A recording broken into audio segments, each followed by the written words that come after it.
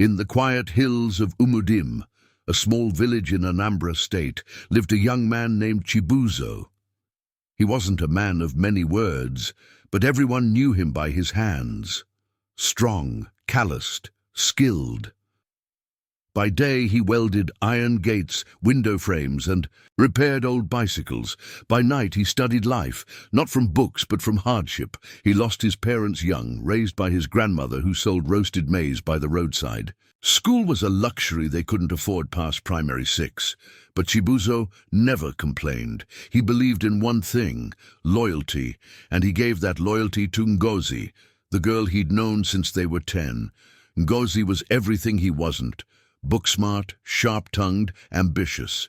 Her dream was to become a lawyer, to stand before judges in big city courts. Chibuzo didn't mind. He loved watching her read under the mango tree. He loved the way she spoke English like she was born for greatness.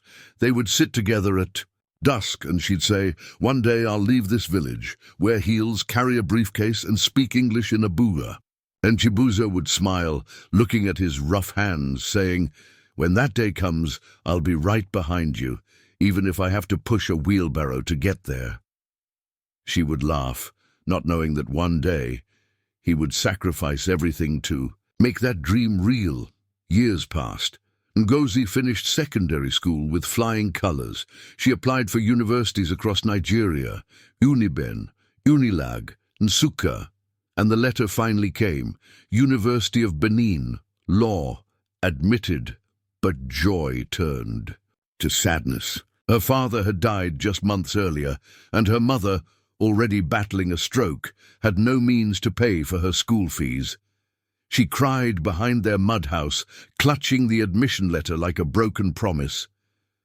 But Chibuzo, hearing the news, walked quietly to her gate that evening. He handed her an envelope with N60,000 inside, his entire savings. "Go to school," he said softly. "I'll take care of the rest."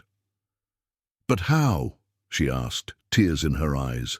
"Don't worry." "About how?" he replied. "Just promise me one thing, don't forget where you came from." He worked 14-hour days, burning under the sun. He ate once a day, slept on a workshop floor. He fixed broken chairs at night just to raise her hostel rent.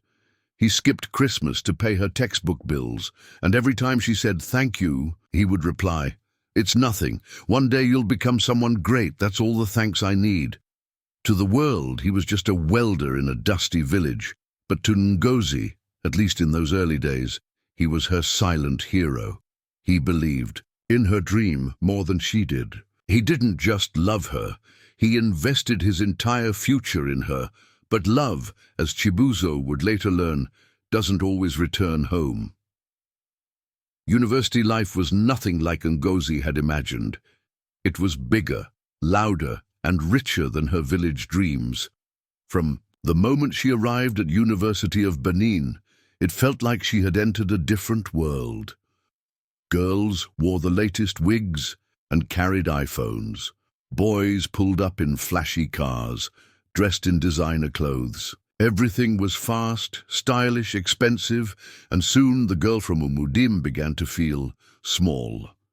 Her clothes, bought with Chibuzo's sweat, felt outdated. Her English, once praised, now sounded too local. Her background, something to be hidden in. Her first semester she kept calling Chibuzo.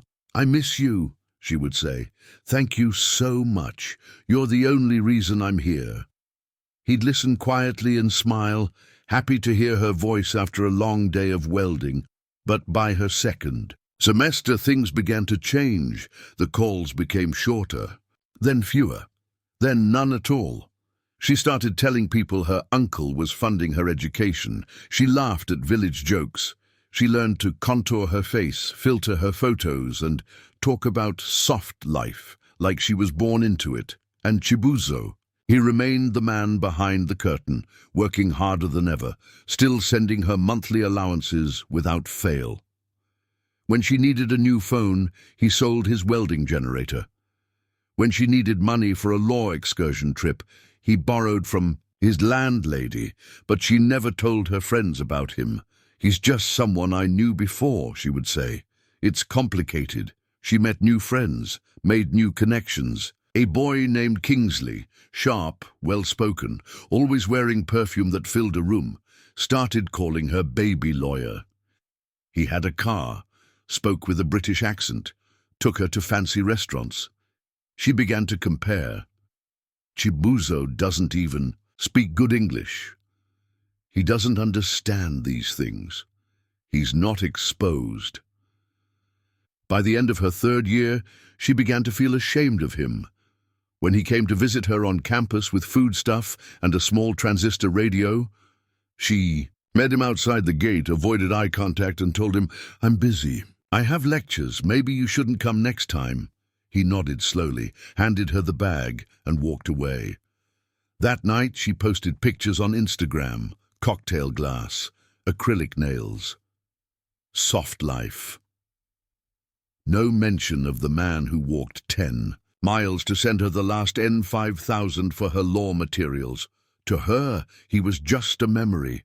To Chibuzo, she was still the girl under the mango tree, dreaming out loud.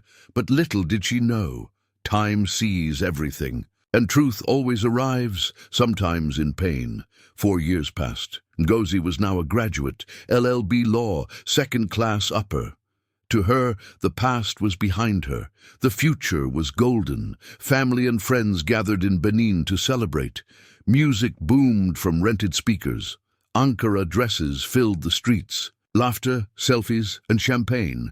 But far away, in a modest workshop in Umudim, Chibuzo stood quietly, holding a small envelope wrapped in brown paper. It contained a simple gold necklace, N12,000 worth, saved over 7 months, and a small, handwritten note. "Congratulations, Ngozi. I always knew you'd make it. I'm proud of you." He took his one good shirt, pressed it flat with a steaming kettle, polished his worn shoes, and boarded a bus to Benin. 12 hours. No food. No rest. He was going to see the woman he loved become a lawyer.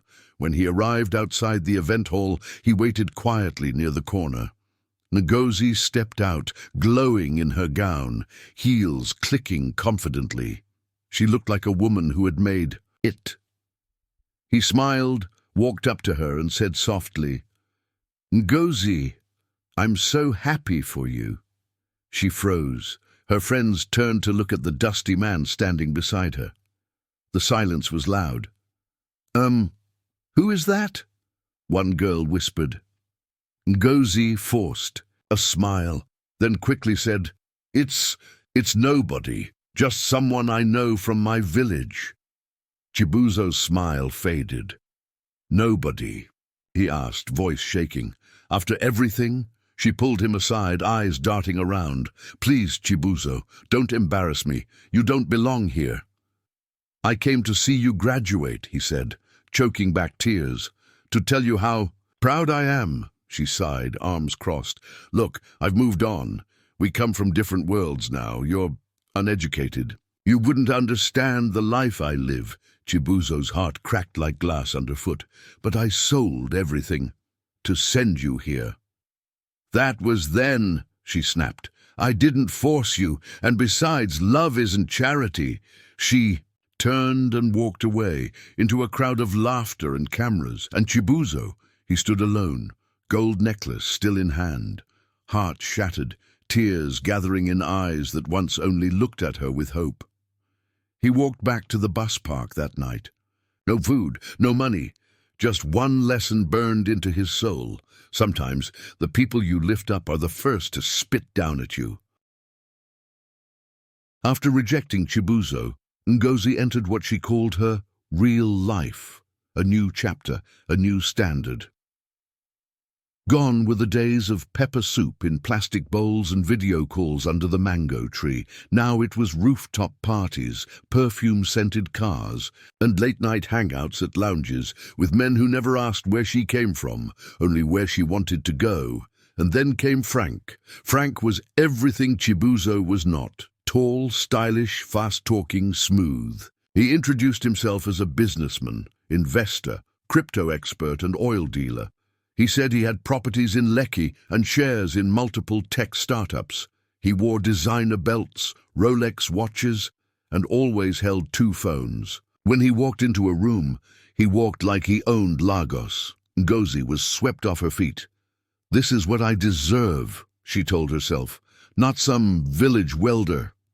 Within a few weeks, Frank was taking her shopping in boutiques, buying her hair, worth $120,000, flying her out to Abuja for relaxation. He spoke of marriage. "You're a queen," he told her. "You need a king, not a mechanic." She smiled, flattered, dazzled. She had deleted Chibuzo's number by now, blocked him on WhatsApp, buried that chapter like a bad memory. Then one day, Frank came with a proposal. "Baby, there's a quick deal. I just need you to help me move some funds through your account. It's clean. Just trust me." Ngozi hesitated. "Are you sure? It's safe? Relax. I do this all the time. Just let the money pass through and I'll give you N2 million. That was more money than she had seen in 4 years. She agreed. Within 2 days, N18.6 million landed in her account. An hour later, her account was frozen. By evening, EFCC agents were knocking on her door. Frank? Gone. His phone switched off. His apartment empty. He was a ghost. A VOR-19 scammer, not a tech mogul. Ngozi was arrested. Her face was splashed across blogs. Uniben graduate in N18M fraud case. Beautiful law graduate caught aiding internet fraud. She sat in a cold EFCC cell, barefoot, crying. Her wig removed, makeup gone, phone confiscated, just a university certificate, and a ruined future. She begged. She called her friends. No one picked. Frank had vanished. And for the first time in years, she whispered a name. Chibuzo. But it was too late. While Ngozi sat in a cold interrogation room, Chibuzo was in his village, silent, bruised but alive. The necklace he bought for her still lay in a drawer, unopened, untouched, and the one who had been deemed uneducated was the only one who had ever truly loved her. Fate does not forget, even when people do. While Ngozi's life spiraled into courtrooms and headlines, Chibuzo's world remained quiet, but not defeated. He returned to Umudim with an empty heart, but strong hands. And he did what he knew best. He worked. The heartbreak never fully left him, but instead of bitterness, he found purpose. He expanded his welding shop, started training 2 apprentices. Soon his iron gates became so popular that people from neighboring towns began placing orders. He didn't chase fame or revenge. He just built. Silently, consistently. One rainy afternoon, as he worked beneath his zinc shelter, a car pulled up beside his workshop. Not a flashy car, not tinted or loud. A modest white SUV with a government plate.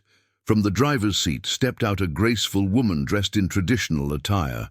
Elegant, intelligent, and confident. Her name was Amarachi, a widowed civil engineer managing a local housing project nearby. She had heard of Chibuzo's welding craftsmanship through town and came to commission a bulk order for gates and window frames. "You come highly recommended," she said, offering him her card. Chibuzo, shy but polite, nodded. "Thank you, Ma. I do my best." Over the following weeks, Amarachi kept returning, not just for updates on the work, but to talk.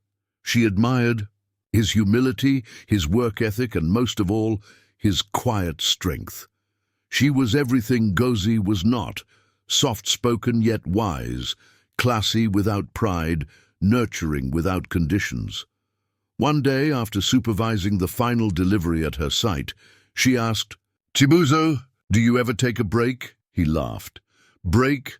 I take mine when the job is finished," she smiled. "You're a rare man. The world needs more like you." That day, she invited him to lunch, not as a client, but as a friend. From friendship grew laughter. From laughter came comfort. From comfort, love bloomed. By the time a year passed, Amarachi had introduced Chibuzo to her circle. She supported his dream to register his welding company. With her help, he expanded to Anambra capital, opened a metal fabrication factory, and hired 6 full-time staff. People now called him Engineer Chibuzo, not for his certificates, but for the empires he built with his bare hands. And one beautiful Harmattan morning, beneath the mango tree where his old dream once died, a new one began. He married Amarachi. It wasn't a big wedding, but it was filled with sincerity. No lies, no pretense, no designer masks. Just 2 hearts that had found each other the right way through truth, respect, and patience. Back in the city, Ngozi had served a short sentence, disgraced, disowned, alone. She now worked as a receptionist in a small firm. Every day, she watched couples walk in, holding hands, smiling, and sometimes, just sometimes, she'd close her eyes and remember the mango tree, and the boy who once said, "I'll push a wheelbarrow behind you, if it means I get to see you rise." But that boy was now a man, and someone else had seen his worth. They say karma has no deadline, and in life, never bite the hand that fed you when you were hungry. Education gives you knowledge, but character gives you value. This is the story of Chibuzo and Ngozi, and the woman who learned too late that some diamonds don't shine until you lose them. Would you marry someone who isn't educated but gave you everything? Let us know in the comments. Subscribe for more African emotional stories like this. Thanks for watching.